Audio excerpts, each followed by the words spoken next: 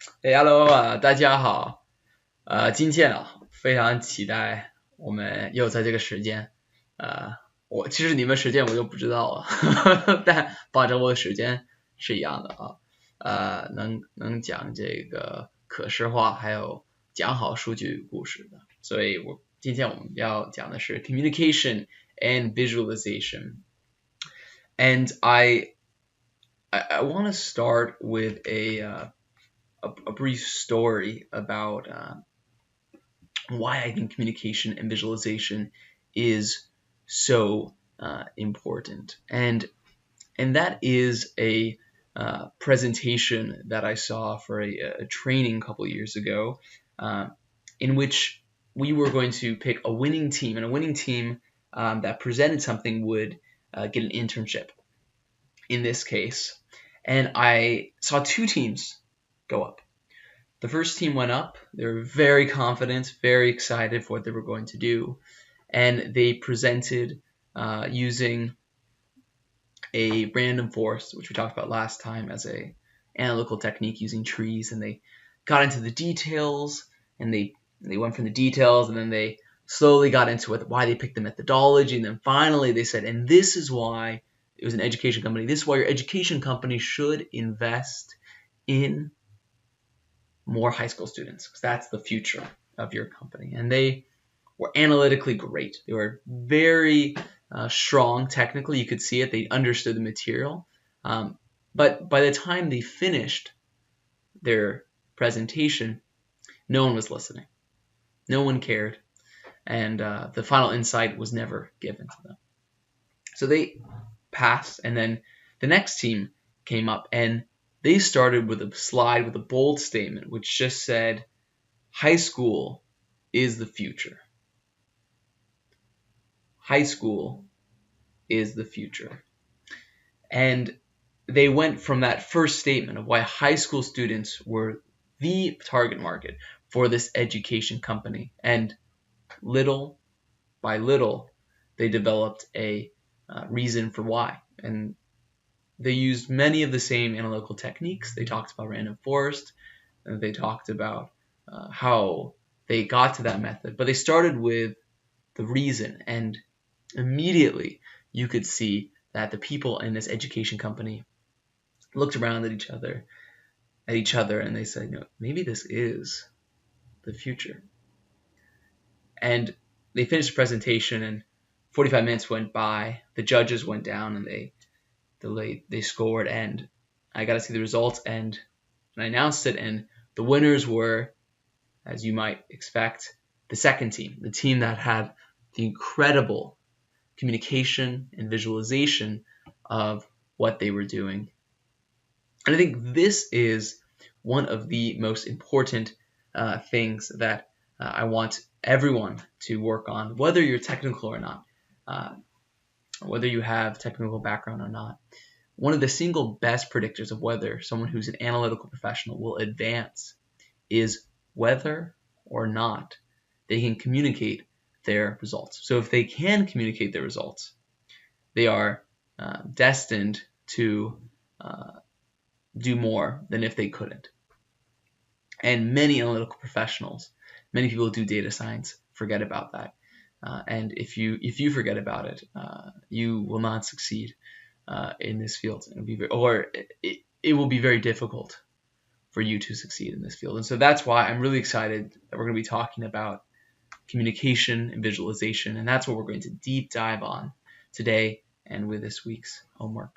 So in this week, we have three main objectives. One, we want to expand your ability to speak and communicate about analytics. Two, we want you to explore best practices for visualizations. And three, we want you to explain how great analytical presentations happen in PowerPoint. And this is not specific to PowerPoint. It is for any type of presentation, but we want to give you some examples of how you might do that.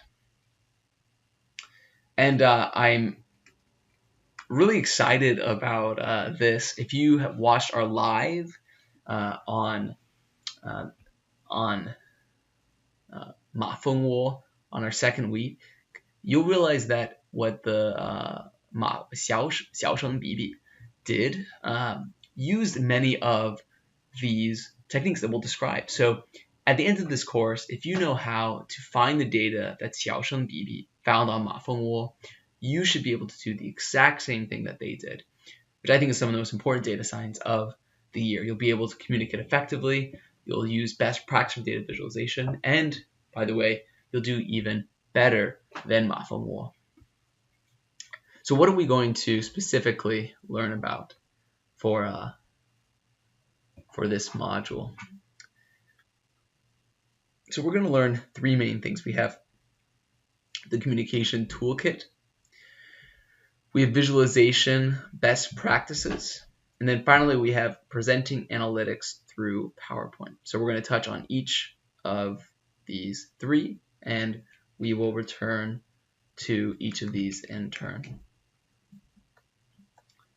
So we're also going to talk about the final, this presentation. This is going to be similar to what we did last week. You'll be taking your presentation and making it into a effective presentation using PowerPoint.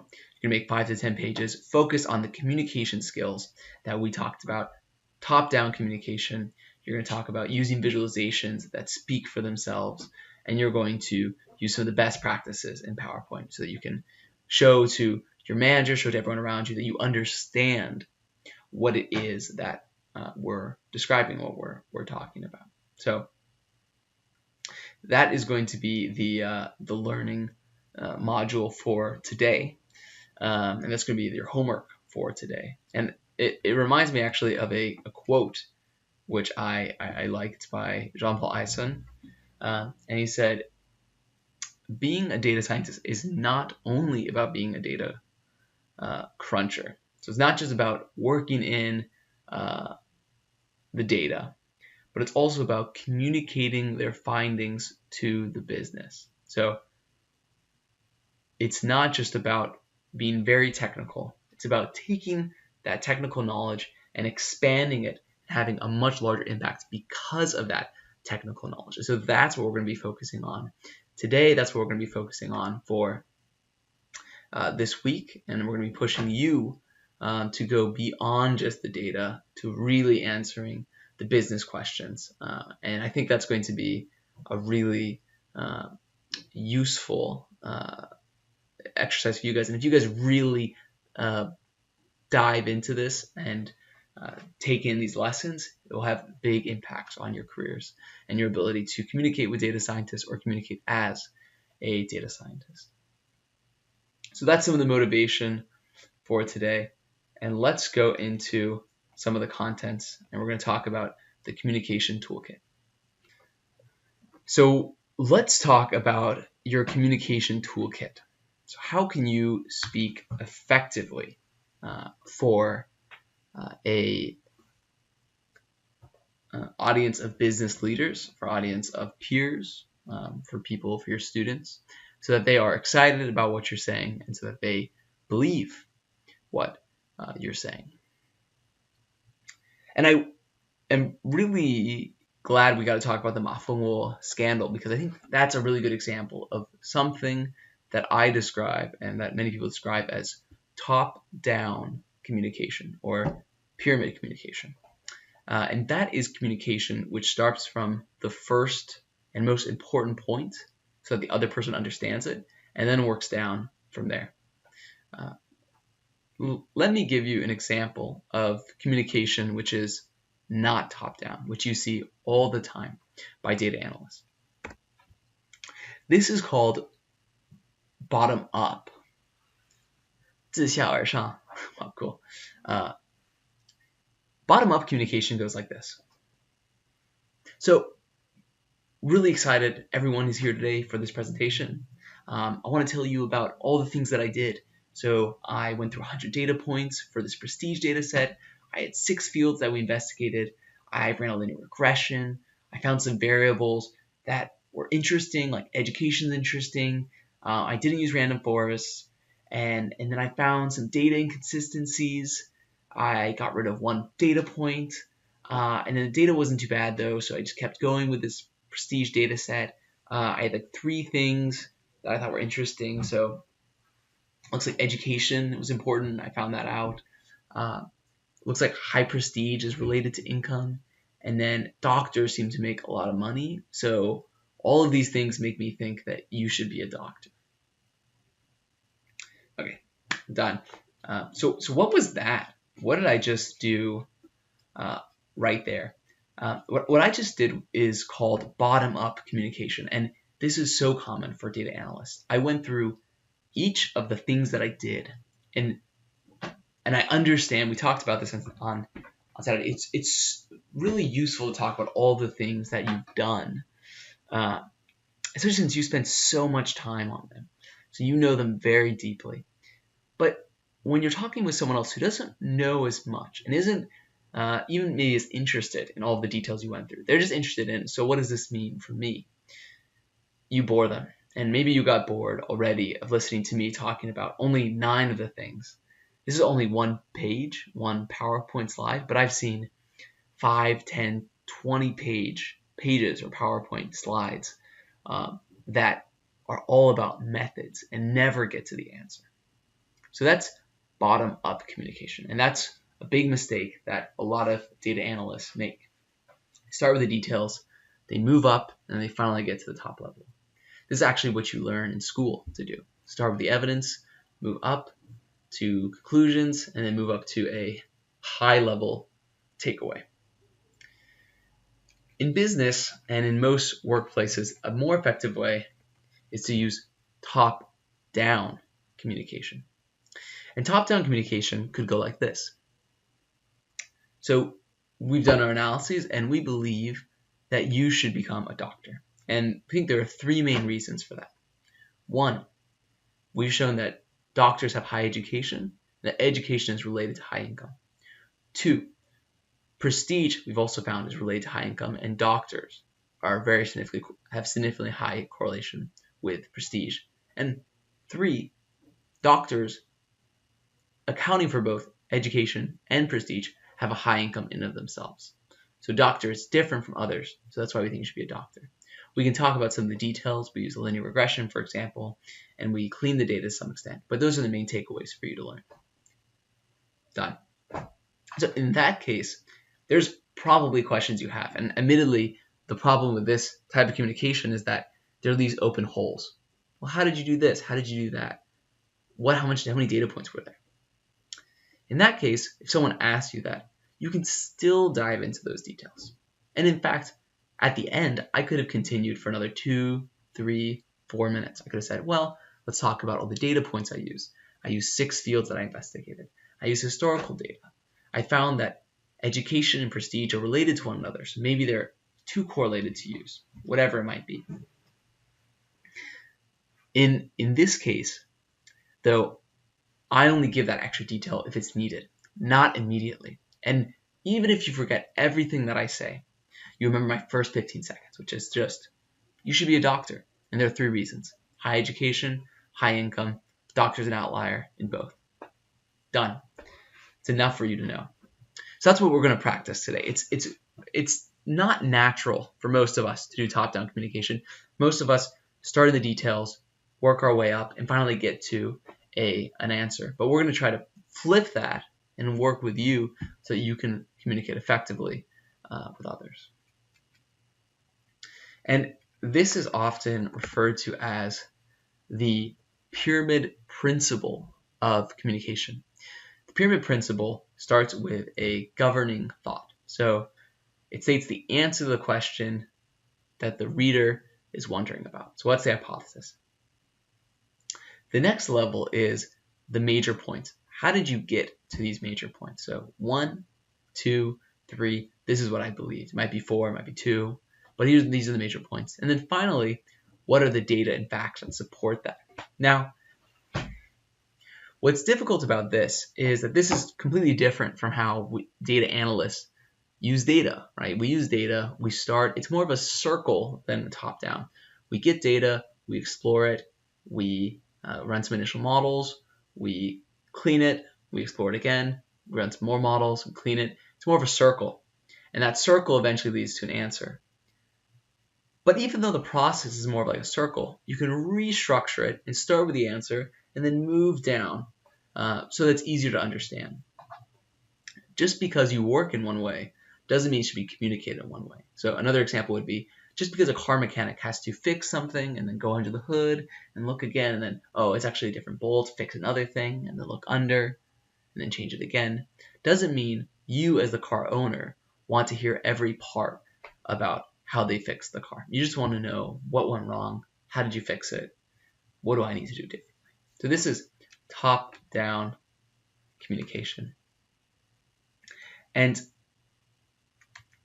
I think there's a great way to practice this with emails or WeChat messages, which you guys might have. So I'm sure you've written a email or a WeChat message to a boss or someone else, and it might have been a little bit long. So in order to practice top-down communication, let's rewrite this email. So how can we make this email so that the most important point comes out front, it's very easy to know, and then supporting facts come beneath. So this is just practice for you. So I want you to spend 3 minutes taking this email and then pasting it on your word processor and then rewriting it so that it's shorter, make it about half the length, and it's more effective. Okay, I'll let you guys do that right now. So this is the original email. Let's move to what an answer might look like. And here's an answer that I came up with. So take a second, look at this. But I think here's some key things to look at. Early on, you know exactly what this email is about. So I want to speak about 2 thoughts I have to improve the presentation. I bullet them. 1, how can we show loss in a better way? And 2, how can I improve the presentation? Can we improve by flipping the order of the slides? So those are the 2 things that we laid out. And this uses the exact principle we described of top-down communication. So again, we look at this and we take, what's the main message? The main message is I have 2 things I want to tell you. 1, I think we should change this. 2, we should change this. So this is a reformatting of top-line communication. So here is another example for you guys. So I want you to take this page, take this PowerPoint page, and again reformat it so that it uses top-down communication. So we're starting with a relationship line, prestige, fill in a regression line. How can we change this so that it uses top-down communication? So I'll give you again 2 minutes. You can add a new title, you can add bullet points, you can describe what it is. I'll let you change it as you would like. So this is an example of the original email, and here's how I might improve it. So take a second to look at this. Immediately you'll see a few things. So the first is that in the very top right here, we call out the top line message of the page. So higher prestige, higher income. We then, your eyes are drawn to insights. So there's some jobs that break this relationship, but they seem fine. And then we use a linear regression line. And then we have some key takeaways over here. So, a positive relationship between prestige and income. And then prestige and income might have an exponential relationship. So some more things that you know. And finally, your eyes are drawn to the description of what this is. So this is the income versus prestige in 1971 in Canada. And then you look at these graphs. That's everything that you need. It even has the details. But when you look at the details are the smallest. This is the smallest. And the things which stand out are the top line messages. Right here we have, wow, the higher prestige you have, the more income you make. There are some ways that this is not true, so this provides credibility. But here are the main takeaways. And then finally, here's all the details that you're looking at. So that's a great example of top-line communication. We'll be practicing that in a little bit with you.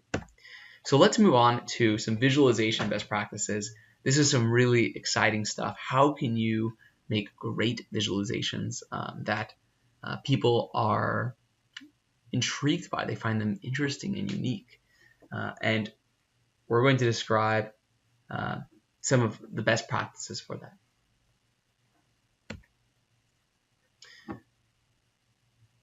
So let's think about some of the goals of communication and visualization.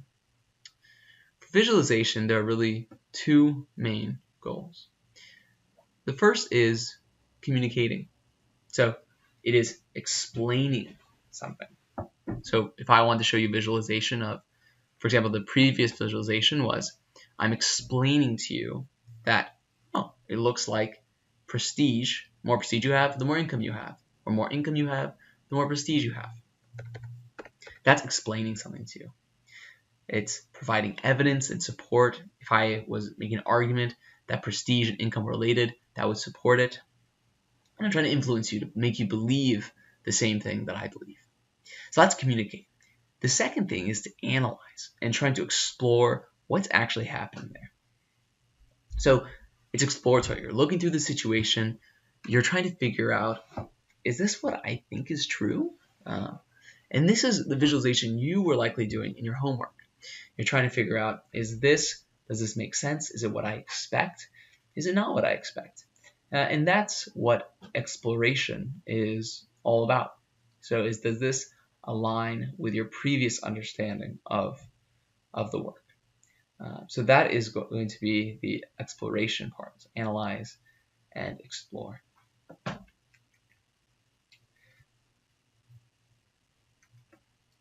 One way to do this is by making call-outs. This is a really effective communication about Barry Bonds' use of steroids and the race to the most number of home runs. So in the U.S., one of our favorite sports is baseball, and one of the big races, which happened about 10 years ago, was to claim the all-time record for most number of home runs. And the winner of this is the player that has the most consistent number of seasons with a large number of home runs. And you can see that Barry Bonds, is a player at the time, is trying to catch up to the leader, who is right now is or at the time was Babe Ruth and Hank Aaron.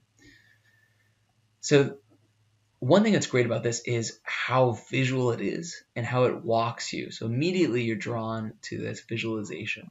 You see this curve go up. This is Barry Bonds. And then right after that, you look at these numbers. This is the number of home runs they have. You know that this is saying the pursuit is on, that they are chasing after each other. And there are call-outs. And this is really important. You say, okay, well, here is the season in which Barry Bonds began, we believe, to take steroids. This is when he got injured after the game, and so couldn't play. And then here's another call-out about how people do home runs after 34.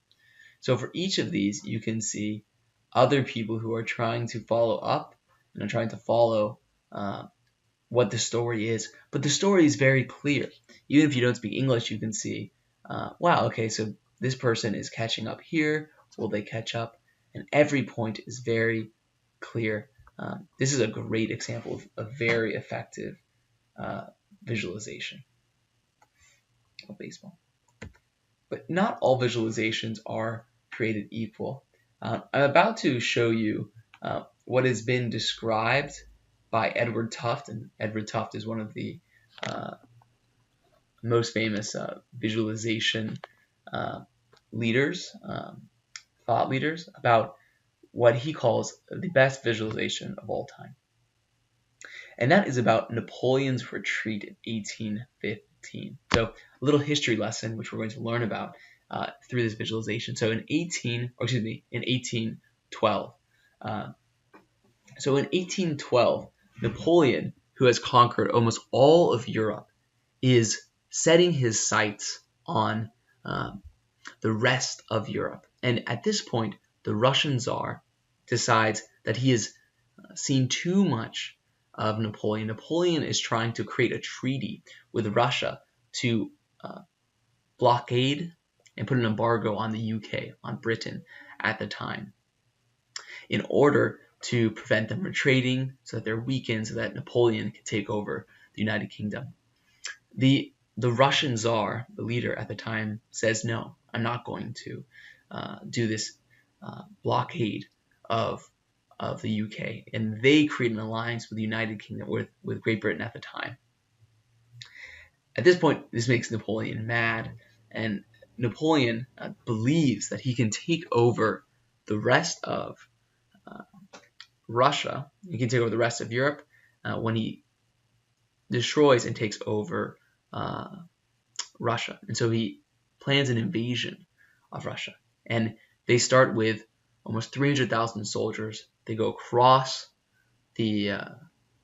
Russia. And Russian Tsar's strategy is to move back little by little, and they're burning everything in their way, so that the soldiers, the French soldiers of Napoleon, have no food. And little by little, Napoleon's soldiers begin to die off. Initially by starvation, fever breaks out. There's a few diseases that also spread throughout. And then by the time Napoleon gets to the capital, he realizes he has to retreat. So he begins to retreat back. And again, death after death after death. And by the end, there's around 10,000 soldiers of the original 300,000 that go on this almost year-long campaign. So that is the visualization. That's the story. I'm sure you can feel it, how terrifying and gruesome the story is. And that's what this is actually trying to show you. But it's not doing a very good job. You can do a better job if you think about what does the reader need to know. So here is a graphic which describes that, and I'm going to show you a improved version. This describes Napoleon's attack in 18. This represents the amount of soldiers initially. You can see that this is where they retreat for the first time. The black lines retreat. And you can see this line decreasing little by little by little until finally they reach Moscow and they begin to retreat again. And here on the bottom, you actually see the temperature. Temperature is going up, and then the temperature goes down across the retreat. So by the time they leave and get back in 1813, they have lost almost everyone. And here's an even better version. You notice the use of color to make this seem even more gruesome, more painful. So this is the Russian campaign. It starts, goes to here, and it finally ends with around 10,000 soldiers. -26. So look at these temperatures. -26 is all Celsius.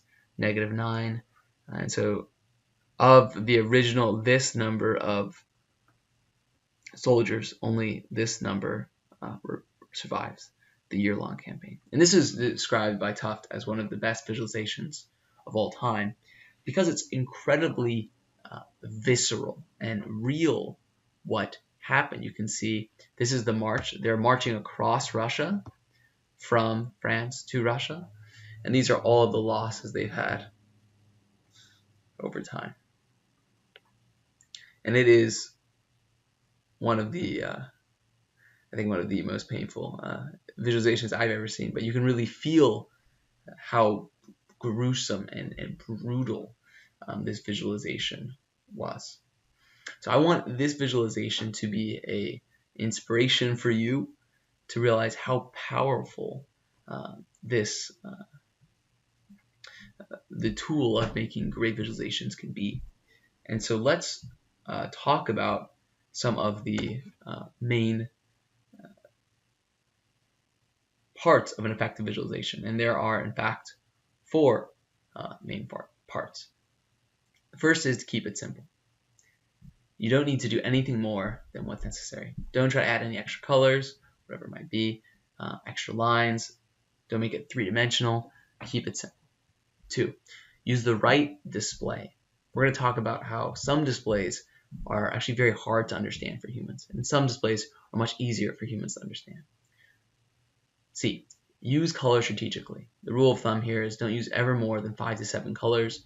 Try to stick to under 3 when possible. If you notice, there's really 2 main colors, maybe 3 if you consider this line, but the main 2 colors are right here. And then 4, understand what your audience knows and what they don't know. Understand where your audience is coming from. So A, B, C, and D. So these are the 4 things we're going to push for you to understand before you make a visualization. So those are the 4 main parts to create an effective visualization.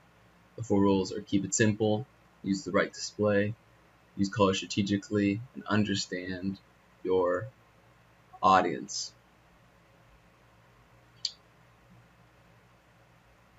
So the first step is to keep it simple. So don't make your audience think.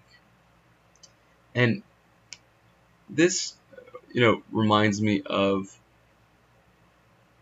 what we often call as the CEO test. And so the CEO test is so CEOs have a couple of features which are important to use as benchmarks. They're very busy, so they have a very limited amount of time.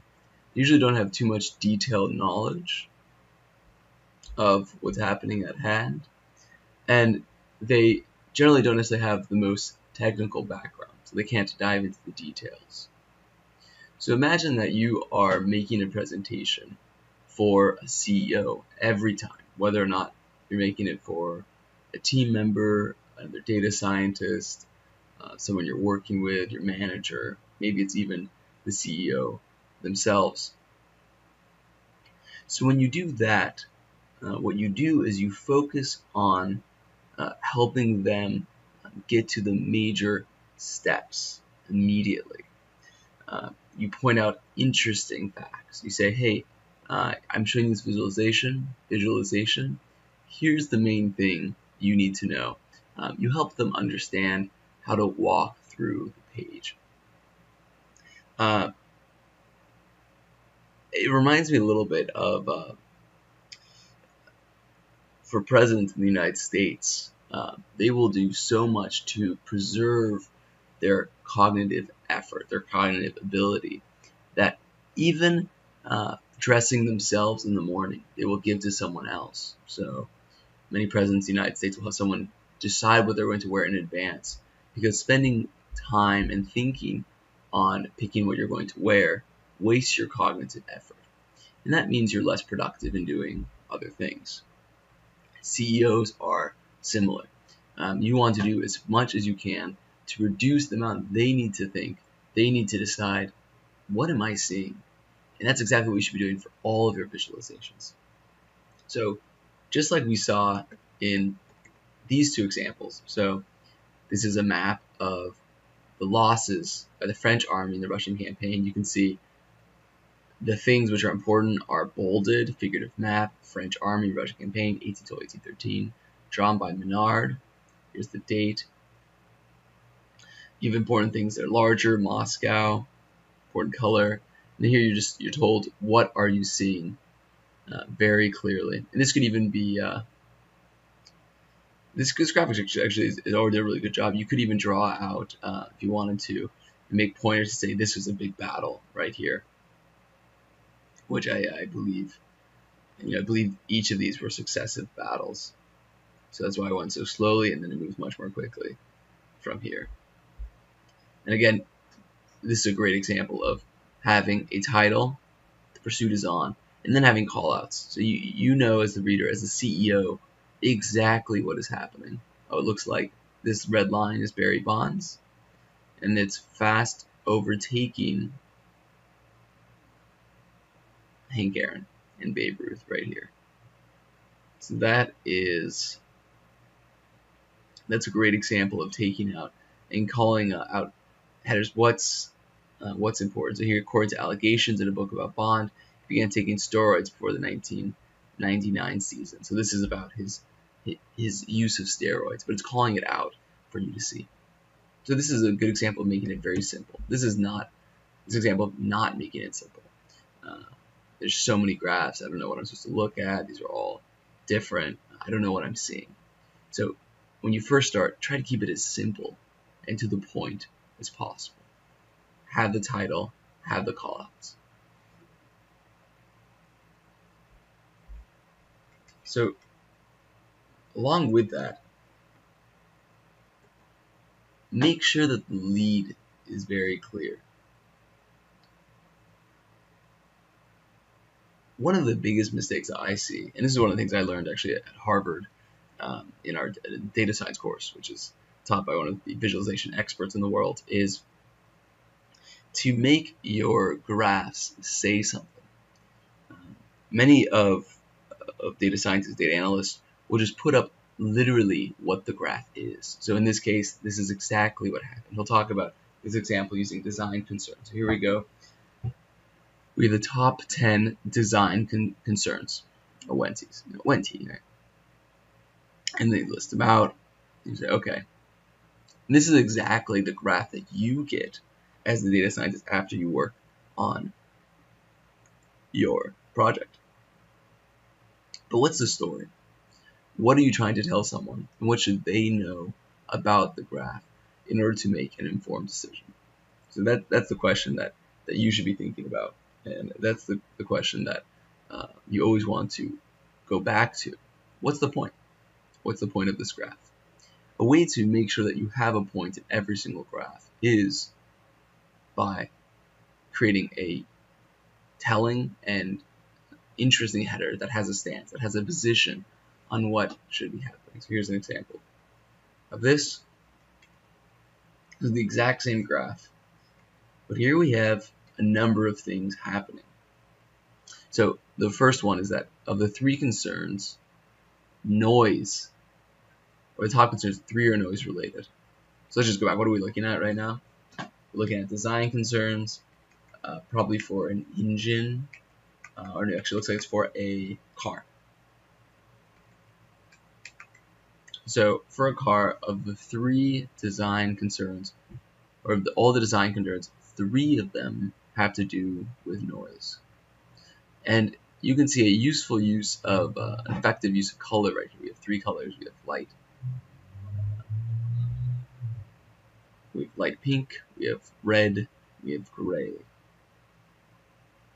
then here we have callouts. These callouts are focused on this first claim that noise is a big issue. So one of these says that comments indicate that noisy tire issues are most apparent in the rain. Another complains about engine noise, which is an issue that has not been driven for a while, for cars that have not been driven. Another talks about excessive wind noise. So here we have the callouts here. These are in red, and we describe why they are important. Why should you care about them? And this is a great example of making sure the lead is very clear. So telling a story. And again, let's do the CEO test. Is this what a CEO would understand? So imagine your CEO. You've got 15 seconds just to look. So imagine 15 seconds. Someone shows you this page. You look at it. You say, okay. Let's imagine. Look at this page first. Look at this page. Okay. And they're trying to figure out what to look at. So engine power is less than expected. Tires makes some noise. Engine makes noise. Material concerns are like, okay, well, maybe the takeaway is that engine power should be more. Maybe it's that there's some seat concerns. Maybe it's noise. They're not sure. 15 seconds in, they already know what the answer is. Here, it's about noise, and that's what they should be caring about.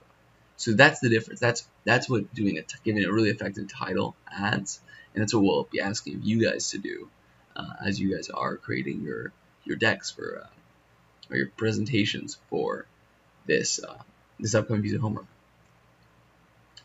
So let's use visualizations that work.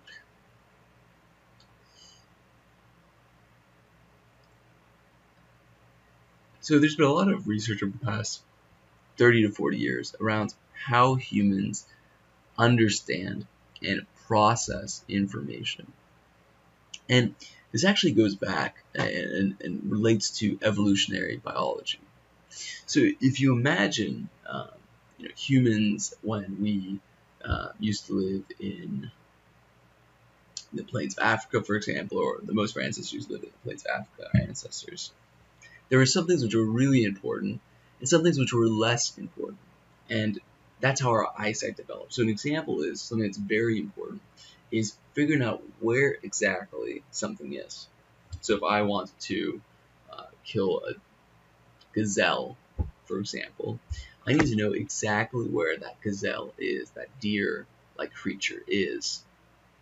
So if I have a spear, I want to be able to throw it perfectly, right? So location is very important. Similarly, it's very important to know length. And length, you can imagine this like you're swinging a bat. You want to know how long the bat is, and if it's going to hit something at the right time. And that's why humans are actually really good at hitting things. We're really good at spotting things. We're really good at figuring out. If I show you like my two hands, for example, you probably can tell that this hand is larger than this hand. And that's because as humans, we're remarkably good at, and we need to be good at understanding the distances between things and the lengths between things. There are actually some things we're not too good at. So one thing that we're not as good at is understanding angles. And this goes back to a pie chart. So why is a pie chart not a good graph? We talked about this in the Ma Fengwo example. And it's because humans are not as good at understanding angles between things as they are at understanding lengths or distances. So if I show you this and I show you this, it's hard for you to know which one's bigger, right? So maybe you can tell because I'm moving it, or are these even different? You don't know. But if I showed you these two fingers like this, you can immediately tell this one is slightly longer. So that's interesting, right? So not sure which one's bigger, not sure. Very clear which one's bigger. And so these should inform you as you're making your visualization decisions. Research has also shown that we're not very good at figuring out size of things. And in fact, size may be something that we develop over time. There's a distant tribe in Africa which is always inside the jungle. So they never had any distance. So when experimenters took members of this tribe outside and showed them a distant picture of a cow, when they asked, how big is the cow? You and I would say, well, of course, the cow is very far away. It must be very big. But they have no understanding of that visual distance. So they would say, oh, the cow must be very small.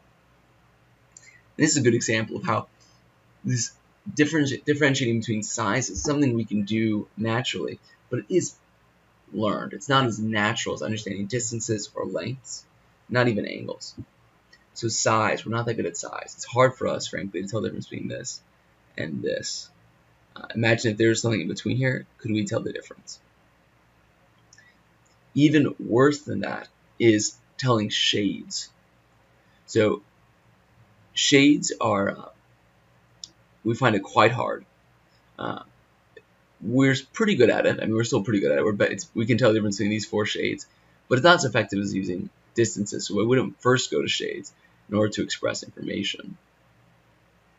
That's why in the U.S. they blew up this very famous, is it blue, is it black and gold, or is it blue and red? Is that the two, like the type of dress? In any case, it was a reflection of how people's understandings of colors are actually not as fixed as they are of length. So and finally, the worst ones, which you should avoid whenever possible, are using different colors. We have a very difficult time distinguishing between colors. and using different shapes. So that is one of the big things you notice, that length and size and position are most important, most effective, and shapes and colors are the least effective. So these are the rules that we will use when we're understanding what visualizations work and which visualizations don't work. So what visualizations are effective? So these are very effective visualizations, and these are the ones we will want you to likely use almost exclusively. They involve the bar graph. Here's the bar graph down here. Using lengths, right? And again, we're very good at distinguishing between lengths. So this is an effective visualization. And then we also have distances. So here are the distances between things. So this is also an effective visualization. Now, there are some things which are not effective visualizations. And those include pie graphs, for example. Pie graphs are not effective visualizations, and you should avoid them whenever possible. Similarly, sizes are not very effective right here. This is one of my biggest pet peeves. So right here, this is already hard enough to understand the distance of something. This is even harder because now you can't even see the angle. So you really have almost no, you can kind of guess, but I'm not sure. It's like, I'm trying to picture this right now. I don't know. Is this 1/5? Is this 1/7 of the entire? I have actually no idea. This is even worse. This is bad, right? Because this is only using size and angle, and this is even worse because it's just using size. It doesn't make any sense. It's honestly a really bad visualization. It's as if I just drew a random blob and then shaded in a little part of it and said, okay, that's the percentage. It would not be very useful for anyone, particularly if you want to use the CEO test. So that's a very dangerous visualization. So these are good. Use these visualizations. Almost never use these. They're so bad. You will see them, of course. People do use them, and they're not, I mean, they're fine. But if I were you, I would try to avoid them whenever possible. And if your boss says, hey, we really need to use these pie graphs, always what we use, tell them about the research that we talked about, which shows what humans are good at understanding differences of and what humans are bad at. And so this is how we process information. So if we can't process that information, then it's not an effective presentation. So that is one of the main things that I want you guys to stay with. And then, here is, so this is, here we go. At Harvard, we talked about this, and we spent a lot of time on this section because we want you to, the faculty really want to drill home the fact that how you make visualizations really matter, and people don't think about what is the underlying psychology, physiology, the underlying evolution of why some visualizations are more effective at presenting information than others. Again, your goal is to decrease the amount of effort needed at all times when thinking about these problems. So making sure that these are as easy to understand as possible means that you'll be using graphs like this and not graphs like this. Please do not show me this graph. I will fight you if I see it. Great. Okay, so let's now talk about color. So let's just review what we've done so far. We talked about keeping it simple. So use the headers out front. Second, we've talked about using shapes effectively. So focus on position and length, and avoid color angles, and area. Sufficient lengths, number one. Now we're going to talk about colors. How to use colors effectively. So another rule I would push forward, and this is again from a visualization professor at Harvard who I respect, is that you should never use more than, I would say, 5, even to 8 colors at any one time. And so this is not saying you should use 5 colors. If you can just use 3 colors, like this is a good example. This is 3 colors. You might say it's 4, but it's really 3. For the visualization itself, it's 1, 2, 3. Really well done. Very simple. The colors are used because they allow you to call out certain things, but you don't use multiple. Here's another example. Really, 2 colors are being used here. Red and black. Red is saying to the offensive. Black is the retreat. So red, black. It's also really good use of color here because in this example, red is really showing how, is not only showing how they're going forward, but also how they're losing so many of the people, how many people are dying. So red's actually really good use of, really effective use of color here. It's actually a better color, I would say, than this visualization, which doesn't capture the suffering or the pain involved.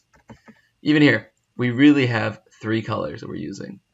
Barry Bonds, 1, Babe Ruth, another, Hank Aaron, another. We have 3 main colors going on here. And I'm talking mainly about the graph itself, but this also extends to the entire visualization. Here we have 1 more color, blue, being added because it's referring to a different set of players. But again, really don't use too many colors because, going back to here, humans are not very good at distinguishing between colors. We can do it, but we're not very good at it. So it makes us think about what are we even seeing.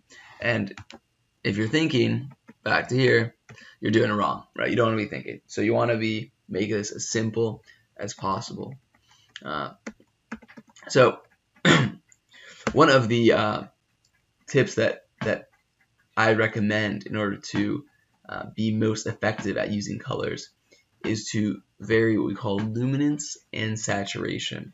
And so humans are actually better at looking at slight differences within a color than they are looking at between colors. So an example here is, and this goes back to here, if you remember, we're better at understanding how dark something is than we are at understanding how different these colors are.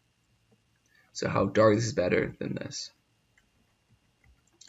So this is a decent use of color because it's all using one color. It's sharing the shade. This is a little bit harder. This is a little bit harder, but again, it's all within one color family, so it's more easily understood than if we were using 3 or 4 different colors. So this is a good example of how you should be doing visualizations. And I want to give you guys an example of where this is done really poorly.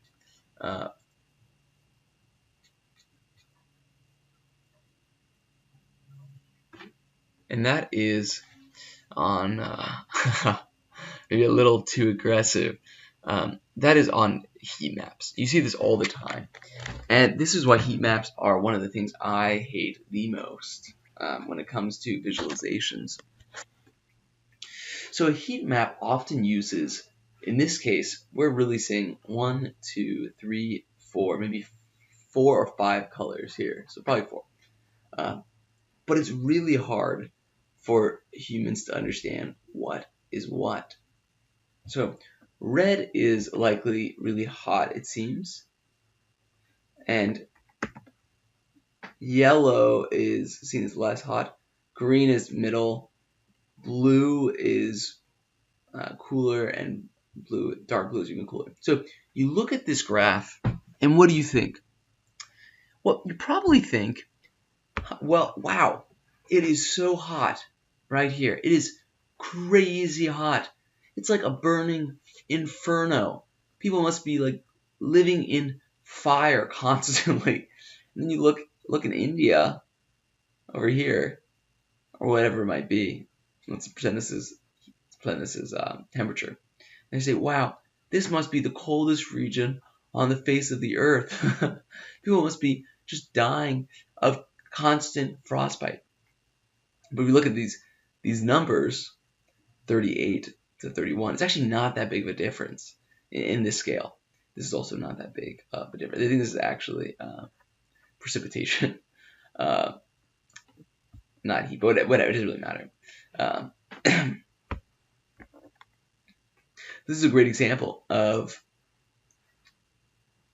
how you think the color is helping you out to understand something, but actually the color is faking an effect that doesn't exist. You think there's a huge difference, an extremely large difference between this red and this blue, and so you'll say, wow, we really need to act right now. But it's not linear. If you had used a linear color, you would be able to say, oh, well, this is darker than this, but it's not that much darker. But here's an example. The difference between a yellow and a red is not even a degree, but it seems very different. Yellow, red. This looks fine. This looks terrible, right? This looks fine. This looks terrible. Or the difference between a green and a yellow, right? Again, green looks great. Yellow looks terrible. And this is the danger of using multiple colors because it's not perceptually linear. We do not have a clear indication of where you go from here to here. And this is an example of that. So when we're looking at visualizations of multiple colors, if we use a few colors, we actually don't know how to compare them. How much different is red than yellow? How much different is red than blue? These look really different, right? These look really, really different. But we actually don't know because it's very hard for us to understand the differences between colors. How different are they? Are they very different? Are they slightly different? So this is very dangerous. It's very easy for computers to do this, which is why we have so many visualizations like that. But it's very, very hard for humans to do this. So that's interesting. How might we change it? So here's an example which uses a different set of colors. This only uses gray. And now suddenly these relationships look quite different. So this is another example here. You can see this is lighter, but you can see the slow gradient change to the outside. You could not really see this gradient change here. You see jumps, right? Because that's how humans process colors. You see red jumps to yellow, jumps to green, jumps to light blue, jumps to dark blue. You don't see a continuous gradient, which is actually what you should be seeing. Here again, we have a very interesting visualization, right? Like, what is this? It's not clear exactly what we're seeing. And it's not linear. Again, this is the same thing. You're not sure, is this dark center part a terrifying black hole? What am I looking at? What exactly am I seeing right now? Very different from this visualization. This visualization shows that this is actually a very smooth effect, moving up and out the side of the visualization. This is not a smooth effect. This looks ringed, big, cold, medium, hot, very hot, extremely hot. Right? This shows a continuation. Right? Similar here, this shows how these lines are actually connected. You don't see that connection here because you see a jump. You see a jump in color here. And so what you see is very different. You actually don't even see the patterns you're meant to see because the color is obscuring it. And this is, again, why it is so dangerous to use multiple colors. Much better to only use one color and change the gradient of the color like we're doing here. So that is an example of how you use color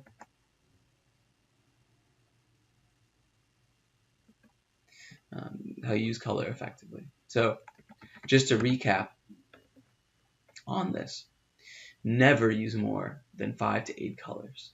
It will confuse your listener, your reader, etc. Use gradients because gradients are more easily understood than different colors. And watch out for using too many colors because it might create fake effects. Let me say it again. Watch out for using too many colors because it might create fake or spurious effects that you're only seeing because of the color, not because of the underlying data. Finally, the know your audience. So one of the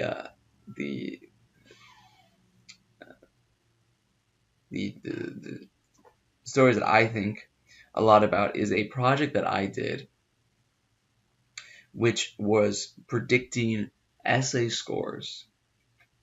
This is not related to my work, it's not before my work. Predicting essay scores for a school district. We were manually editing essay scores. And they were trying to see, could we speed up this process and have a computer predict how well someone scored on an essay using natural language processing. And natural language processing, if you don't know, takes in a set of words, an essay, makes it into a vector, like a matrix, and then uses that matrix to make predictions about the words. Are they positive? Are they negative? Is it well written? Is it poorly written? Etc. And so we created did this NLP algorithm. We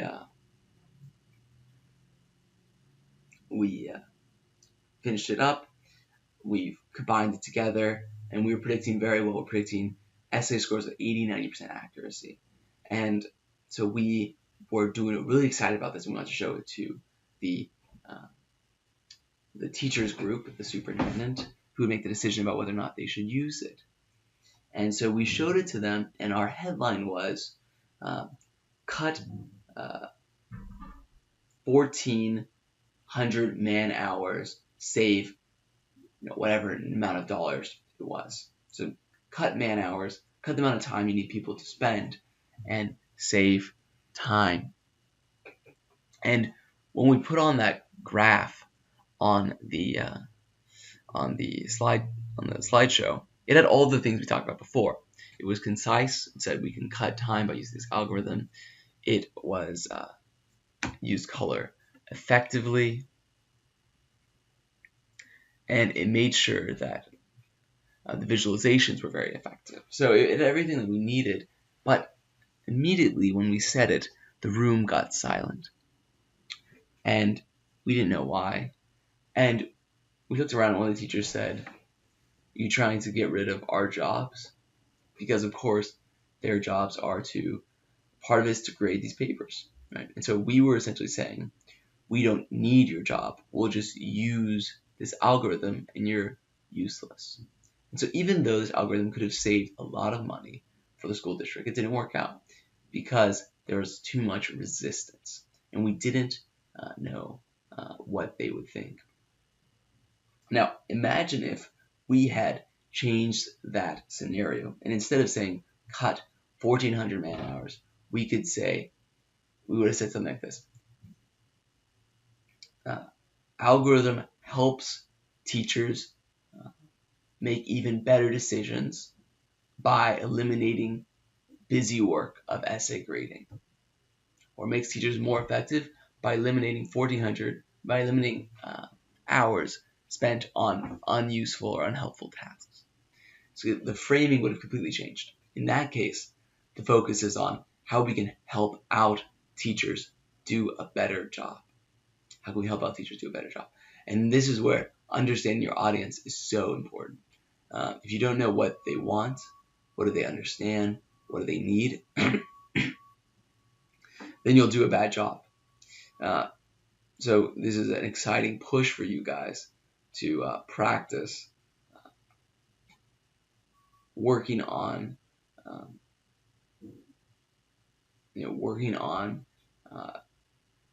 trying to understand what is it that your audience knows, what is it that they want to learn, and what is it that they want to get out of this. So here is an example of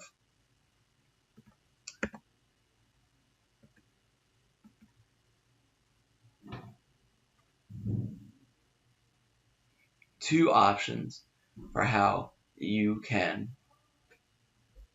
present visualization. And at the very beginning of this presentation, we talked about the two reasons for visualizations. There is communication and there's exploration. So there's communication and there's exploration.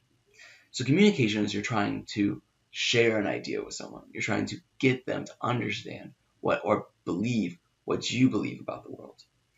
Explanation is saying, well, here is how, or excuse me, exploration is trying to understand what the heck is even happening in the world today.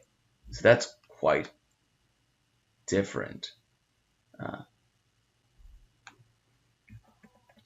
So if we go down here, we have our two options. One is exploration. So what are we seeing? It's not meant to convey something specific. It's not meant to confuse people. It is simply meant to show what is happening. In explanation, we're trying to make a claim about the world. And that is that, for example, this is referring to the United States-Iraq War, in which many people died. This is saying, here are all of the deaths from the Iraq War. This is clearly making a claim about how bloody and how violent this war has been. But there are two types. So you have to decide early on, am I just exploring something or am I explaining something? And it's not even about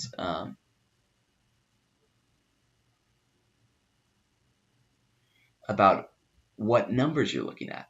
In fact, you can use the exact same numbers and say very different things. So in the first example here, we have the titles Iraq's Bloody Toll, which means look at all of the pain that has been caused by the Iraq War. And so this is the example of, and it's a beautiful visualization because it actually looks like blood dripping down, right? It's a remarkable, really is a remarkable visualization here. So all of the blood dripping down. And these are the Iraq deaths, these are the US soldier deaths. So many more Iraqis are dying. However, you could also flip this around and tell a slightly different story. And this other story would be saying, well, it actually looks like Iraq deaths are on the decline. Iraq deaths in Iraq are on the decline. So here we have the exact same visualization told from two completely different angles. And for you, this is where I get really frustrated when you have data scientists show me something like this, because this is not telling me anything. This is not telling me anything that you believe about the world. This is saying you think that sound is the problem. So you need to have an opinion. When you have an opinion, it shows that you've thought about it, that you're a critical thinker, that you're more than just someone who can move around data. And that's what you need to do. So this is a great example of the two options that you have here, of one being explanatory, one exploratory. And when you are even explaining something, you have different options to say what is it that you think is important and what should the reader think is important. Because if you don't know what you think is important, they won't know what's important. So you always need to think about, what do I want to tell the reader? I'm going to go over a few of these tools, which are really quite effective. There are three main ones that I want to talk to you about here. The first is Tableau. So I'm just going to give you guys some in terms of the software that you can use. Tableau is quite useful. It's easy to use. It creates beautiful visualizations. This is actually, I believe, made in Tableau. So these are actually made in Tableau. These are really nice. It's beautiful, right? Actually, absolutely beautiful visualizations. There, you don't need to code in order to use Tableau, so I highly recommend it. Its downside is that it cannot be used with a programming language, so it's very user friendly. But if you want to use a more advanced programming language like R or Python, then it is more difficult. So that is a trade-off there. The next one, which I've been using a lot in our presentations, is ggplot with R. It's compatible with R. It has some really nice visualizations. Unfortunately, some of the syntax is a little bit confusing, so it's sometimes hard to know what exactly the syntax should be. But after you've learned most of it, it becomes easier. But that is a negative side. But if you're using R, I would recommend ggplot. And if you are using Python, then I recommend matplotlib. And there are other add-ons called Seaport, which add on to this. But matplotlib is one of the more famous Python visualization libraries. It's very similar to ggplot. It creates good visualizations, very nice, not as beautiful as Tableau, not as easy to use as Tableau. But again, the syntax is not that easy, so it can be a little bit hard over time for people to understand what exactly do they need to do. So that is R, ggplot, Python, and matplotlib. So that is visualization. Again, the four things that we talked about are: 1, make it simple. 2, use visualizations that work. 3, use colors effectively. And then 4, know your audience. And then finally, we went through some visualization tools that you can use, and I recommend you using when you're doing your project or your final project. So I want to take these visualization lessons that we've done and try to make it as concrete as possible for you, so that you know an example. And working at a consulting firm, we use PowerPoint a lot. I think PowerPoint is very effective for visualizing and communicating information. So that's what I'm going to focus on today. But you could do it in many ways. And so this is just an example for you to understand how visualization could work in PowerPoint. And I think our presentation will be in PowerPoint. And this is the medium of many companies where PowerPoint is the main way that you communicate information with one another. So you should get good at it because it's very, very important. So let's talk about what makes an effective PowerPoint presentation. So here's an example of an effective analytics slide, and I want to walk through why it's effective. Take a second to take a look at it. We're going to go over another one in a second as well. So first, we have focused on the headline first. So it's very clear exactly what we're looking at. This is the number of transactions. We then know there are specific takeaways that we've called out. Key takeaways, consumer look for variety.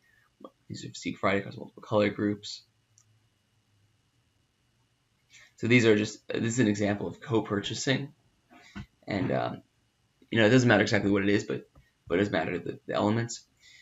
You call out insights. Here we called out 70% of all multi-unit transactions came with one color family. We're bolding where necessary to make it clear. We are including all the information we need in the slide to be effective so people can know. And then we include a descriptive title. So I think that this slide really demonstrates the pyramid principle that we described earlier in the lesson. And what I mean by that is that it's not just the tip of the pyramid. So it does start with why. Why is this important? well, here is the main insight you should take from this. But then it works down the pyramid. Here's how we got there. Here's the next level of insights. Here's, like, you could say, second level insights. Insights right here. Very clear. But then it provides all of the information needed for you to recreate the slide. And that's really important. You need to know, how did you get to this slide? How did you know what's happening? Here we're describing what the color groups mean. Here we're describing what the data we used is from. So this is all an example of how we got to this answer, because it's very clear about all of the steps we need to take in order to get there.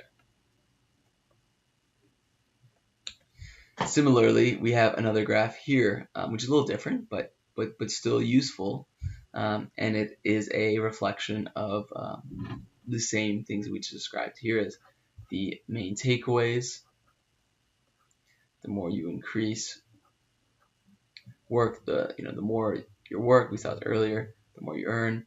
We have key takeaways. This is important. This provides a this is a good example of where, for example, this happens all the time in meetings I'm in. You present a slide, and someone will look at it, and they'll immediately look for something that's wrong or something that doesn't seem right, which is natural, which is what you should do. And they come to the thing and they say, well, what about that really weird point over there? That seems weird. Why is that?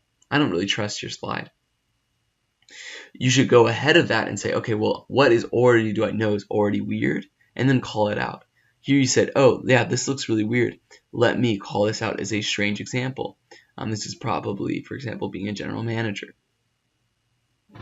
But then after you've done that, so this gives you credibility because it says, I've thought about whether or not this is wrong or right. But then you talk about, here are my main insights, which are really useful. And then, of course, you are describing all the other parts of it. You're saying, well, here is all the information you need. It's from the 1971 Canadian Census. You can, you might use you have a visual description, which is helpful and easy to learn. And then you also have a graph, a title, which tells you exactly what is happening. So these are two examples of really, really good analytic slides. And they take a while, so we're not going to be able to make slides that are this good. But I thought we could recreate this slide live with you. I'll create it live with you so that you guys can see what I would be thinking about when I'm making it. So let's make it together. So I'm going to, so this is a slide I see all the time. Let's see how we can make this better. So I just copied it. I have it here. So the first thing I usually like to do is I like to create a call-out box, which says all of the insights that I'm going to learn from it.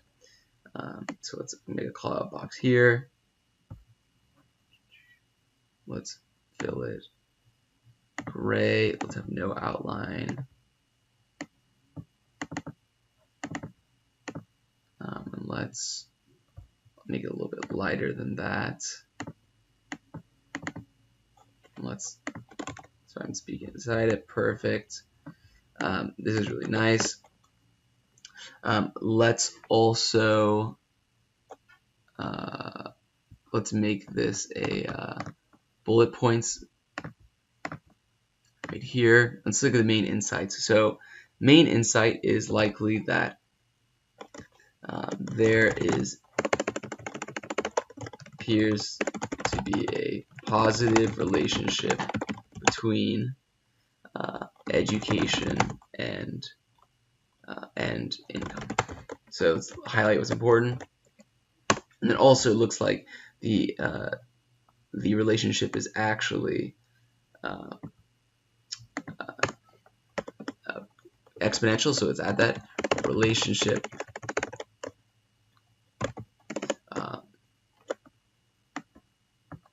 graph reflects positive relation. I think it's also say graph demonstrates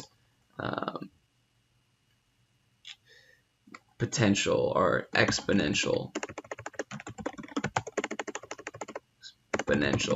relationship between education and income. Okay, I'll highlight this. So this is good. Let's make sure people know what that is. So I have a shortcut here, which is graph. So I'm going to call this key takeaways. Let's call that. This is a little trick. Just makes it look a little bit nicer. All this great. I'm also going to. I had someone who likes to add these little lines, which I think are nice. So I'll add that. So why not? It's a little bit prettier. I like this color. Oh, that's nice actually. Okay, great. So we have these graphs. Let's make sure this is the right length. Perfect. Okay, so we already have the key takeaways. I don't know where this data is coming from, so let's change the title. So we already have key takeaways. This is already a really good start. I'm going to get rid of. So I'm going to add a title right here. There are a few shortcuts, but the shortcuts don't really matter. What's more important is these shortcuts are a little bit, we can do specific, so it doesn't matter. So here's an above chart exhibit. So I call this let's say relationship between education and income. And then again, we want to be clear about everything that's happening. So let's talk about, and this is in Canadian dollars in 1971 census. I don't really like this color, so let's change this color slightly. Let's make it dark blue. It looks nice. Bring it down here. I don't think I need this. I don't think I need this anymore, so I'm going to crop it.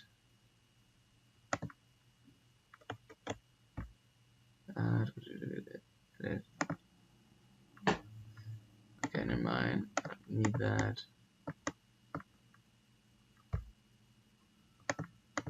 Actually, interesting. Okay, that's fine. Whatever. That's fine. So we have this. Of course, the big thing we need right now is the takeaways. So the main takeaway, I think, is that the more education that you receive, the more income you make. Easy enough. Easy enough. Now let's do a few. Let's add a similar to what we have here. We have a call out which describes what the data is. So I'm going to add that. So this is just so that people know what the data is, so you could you want to describe everything that is possible. So I'm going to create a text box right here. I'm going to actually make this a little bit smaller, 10, and I'm going to describe it as 1971 Canadian census data from Prestige dataset in R. Great. So here we go. I'm adding this in right now. This is just to make it, again, so that you want to have all the information possible. Make this a little lighter because it's not as important. So we're pretty much there. Let's add in one or two takeaway boxes just so that people know what to look at or might call out some strange things. So what are some weird things that you might say? So I'm looking now for the takeaways box. Where is it? Perfect. So we can just call it this call out box. It's great. Let's do that. So one thing I notice is that this is a straight relationship here and that seems to curve up. So I might call that out.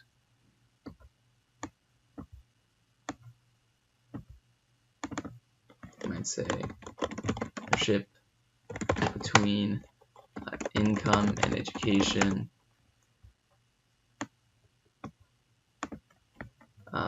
begins as it seems the relationship between income and education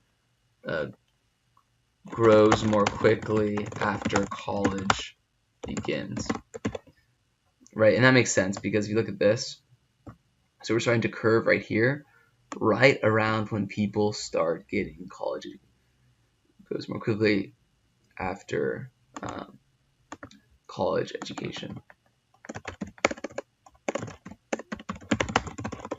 So here you're interpreting it. So what is the what are they actually seeing right here?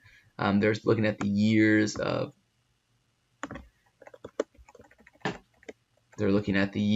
education. So 12 years is right around where college is. And again, I'm going to change this so that the takeaways are clear. And I might add one more. Why not? And I might call out, I'm probably going to call out why being a doctor is awesome. I'm not a doctor. But we know from our previous exploratory data analysis that this is career as a doctor is outlier for both income and education. So let's do it right there. Look at that. And that's great.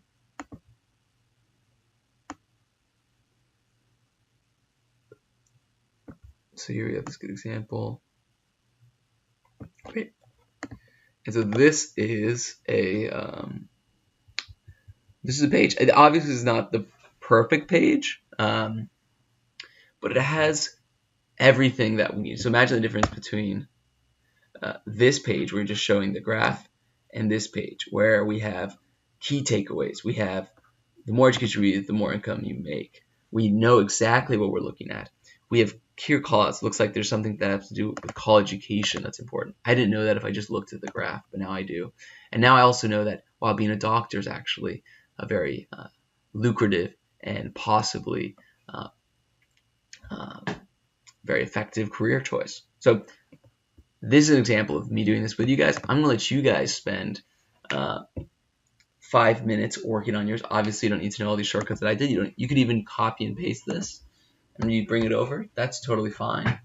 But I'm going to let you spend some time practicing making your own effective slide. So I hope that you guys spent some time on this. If you haven't, please go back and spend some time. It's one of the biggest things you can do for yourself is just to practice. Practice is the most important thing. It's getting better. And I'm practicing every day. I'm doing this to practice in some ways. Please spend some time to practice. Here's an example of what I came up with for this. So again, we have something quite similar to what I had before. And that is essentially the following. So we have key insights which are taken out. This is, I don't know what these blue or red lines are meant to indicate. So I talked about maybe you didn't know that because I didn't explain it, but if you did, if you were able to guess it, you would have probably added this, which would have been useful. The average, the median. You have a clear descriptive title which says, oh, this is exactly what you should know. And then you have some insights that you've taken away from here. So this is kind of the end result that I would push you guys to end with, and I hope that you guys did. So take a second, make sure it looks like what you did. If it's different, check. We can also bring these pages to our live, and we can talk about how you might improve yours. So our learning goals for today, we have 3 groups of them. Take a second to go through to see if you feel like you accomplished each of them. If not, review. bring some questions that you do have before to understanding.